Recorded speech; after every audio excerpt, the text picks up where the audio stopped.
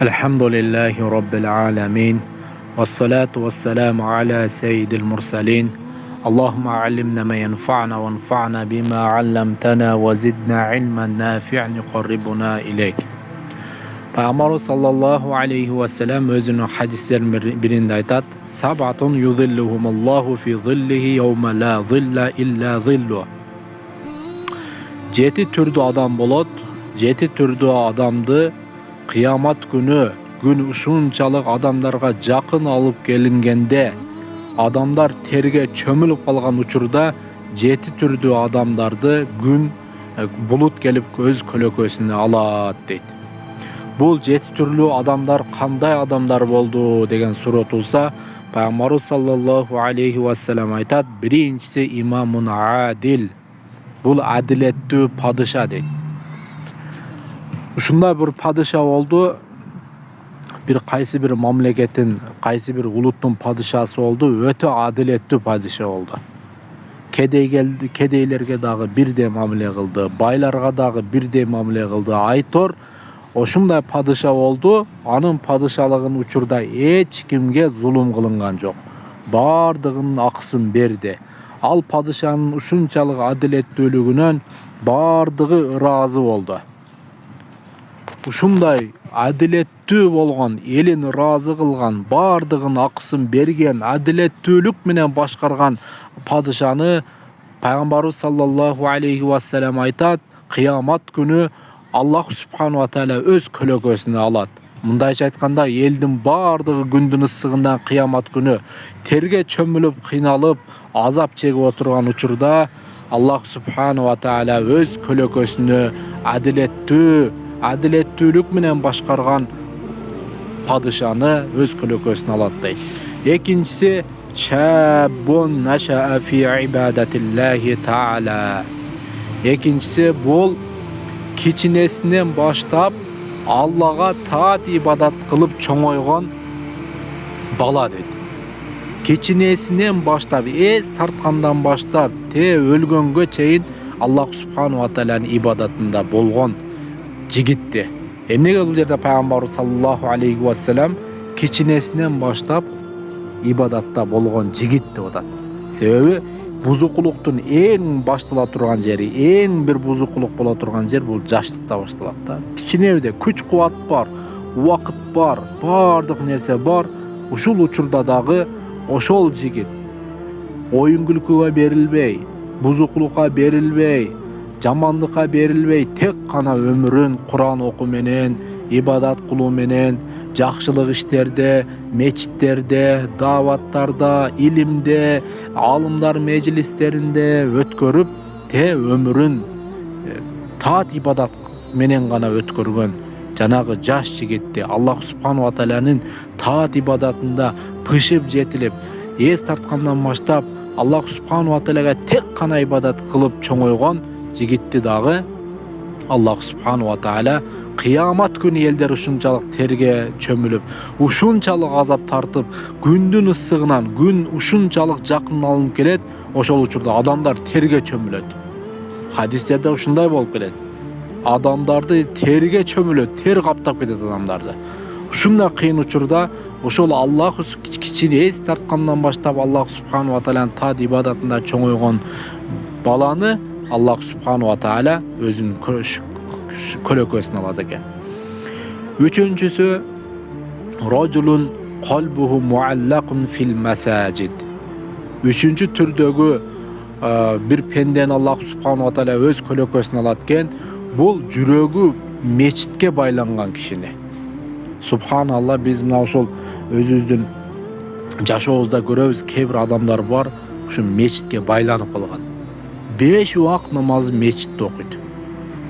Намаз убагы болуп калуу, жүгүрүп келип туруп, ошол намаз убагына мечитке кирип, мечитке байланган. Мечитте зикирлерди кылат, Курандарды окуйт, айтар, өзү Аллах субхану ва тааланын үйү болгон мечитте өзүнүн мындайча айтканда экинчи үйү кылып алган да. Бош болсо келип мечитке Куран окуйт, намаздардын баардыгын мечитте окуйт, дайыма жүрөгү мечитке байланган. Жашоосу мечитке байланган. Убакыт тапты деги чейин, убакыт болду деги чейин мечитке барат, убактысын мечитте өткөрөт. Мындайча айтканда, анын үйү мечит болуп калган да. Аллах субханаху ва тааlanın үйүн ал өзүнүн үйүндө көрүп калган. Дайыма ошол мечитте болот да, мечитте жүргөн, мечитте кайсы аны издесең башка жактан таппайсың, Аллах субханаху ва тааlanın мечитинен табасың да. Ушунда анын жашоосу анын мечитке байланып калган. Кыямат күнү ушунчалык коркунучтуу, ушунчалык ысык күндө дагы үчүнчү адам болот экен, аны Аллах субханаху ва таала өзүнүн көлөкөсүнө алат. Бул жүрөгү мечитке байланган, жашоосу мечитке байланган адамды. Төртүнчүсү, рожулани тахабба филла иштама алейхи ва тафаррака алейхи. Төртүнчүсү, Аллаху субханаху ва таала үчүн бири-бири менен достошкон эки адамды өзүнүн көлөкөсүнө алат экен. Бул мындай көпчүлүк адамдар бар, мындай мал дүйнө үчүн достошот, же акча үчүн достошот, же болбосо мына кошуналык үчүн достошот, же болбосо кичинесинен мына ушундай кичинесинен баштап чоңойгон үчүн достошот да. А бирок Аллаху субханаху ва таала үчүн достошкон бул такыр башка. Бул такыр башка. Сенин мал дүйнөң үчүн достошподу, мансабың үчүн, акчаң үчүн достошкон жок. Тек гана Алланын ыраазычылыгы үчүн. Мен сага келгин, мен сен менен Аллах үчүн достошом деп туруп, мына ушул эки адамды Аллах субханаху ва таала көлөкөсүнө алат. Булар Аллах үчүн гана достошту, башка эч кандай нерсе каалашпайт булар. Алар ушунда Аллах субханаху ва таала үчүн достошкондуктан алар кыйынчылыкты дагы бирге, байлык, бийлик болуп кеткен үчүн дагы бирге, жакшылыкта дагы бирге, жамандыкта дагы бирге. Аларды тек гана өлүм гана ажыратпаса, андан башка нерсе буларды ажырата албайт. Себеби бир гана Аллах субханаху ва таала үчүн достошкон алар. Башка нерсени каалашпайт булар. Ушундай бир Аллах субханаху ва тааланын ыраазычылыгы үчүн достошкон досторду кыямат күнү Аллах субханаху ва таала өзүнүн көлөкөсүнө алат экен. Бешинчиси, ва рожулун даату имратун зата мансибин ва жамал факала инни ахафуллах. Бешинчиси, ушундай жигит болот экен. Ал жигитке бир өтө сулуу аял келди да, өтө сулуу аял келди ага. Эми ал аялдын сулуулугунда чек жок да, ушунчалык сулуу.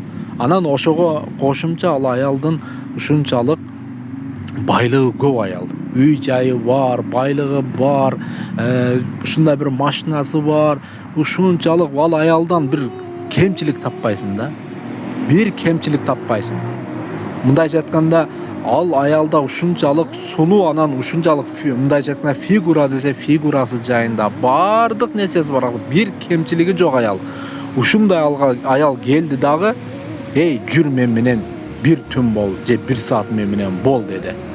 Ошондой деп айтканда, ошол жигит мен Алладан корком деп айта турган болсо, ушунчалык мүмкүнчүлүк болуп турса, ушунчалык шарт болуп турган болсо, анан бирок ал жигит бир гана Аллах субханаху ва тааладан корккон үчүн мен Алладан корком деп туруп ал аялга терс жооп берип коюп кетип калды.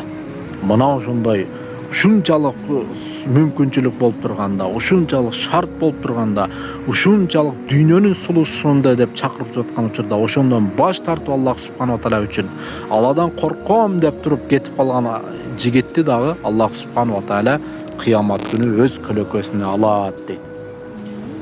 Алтынчысы, рожулун тасаддака би садакатин фа ахфаха хатта ла та'лама шималуху ма тунфиqu ямину. Алтынчысы, бир киши ушундай садака кылат дейт, анын садака кылганын өзүнөн башка эч ким билбейт дейт. Ал садака бергенде бир жанды көзү түшпөй турган кылып ушунчалык бекитип берет, аны бир гана Аллах субханаху ва таала менен ал өзү гана билет.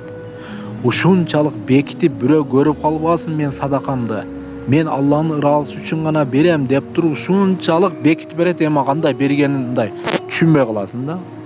Ал ушундай өтүп кетет, бирок садака берип туруп өтүп кетет.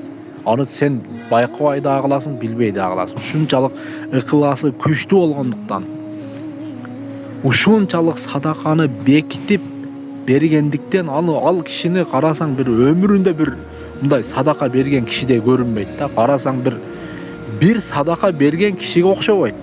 Бирок ал негизи ал берген садакасын өзүнөн башка бир Алладан башка эч ким билбейт.